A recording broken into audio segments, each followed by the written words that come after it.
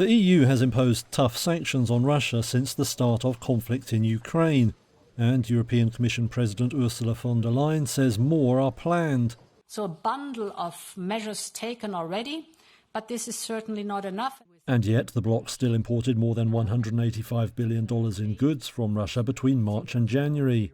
That dwarfs its aid to Ukraine. So what kind of business is still booming? The EU has sanctioned Russian coal and oil, and Moscow has choked off gas supplies via pipeline. But liquefied natural gas is another story.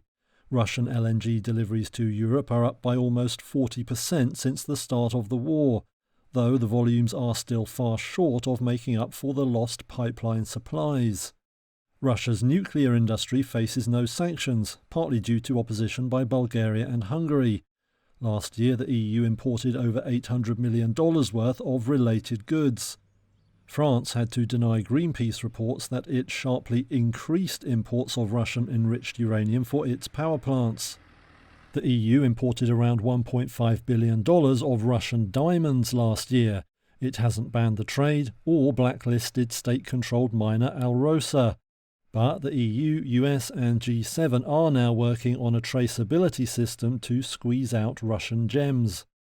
EU fertiliser imports from Russia totalled around $2.8 billion last year, up more than 40% by value due to soaring prices.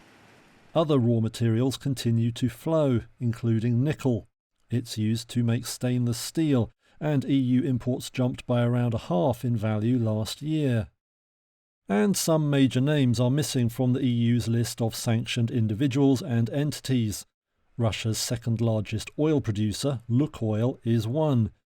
Another is Gazprom Bank, the financial arm of energy giant Gazprom.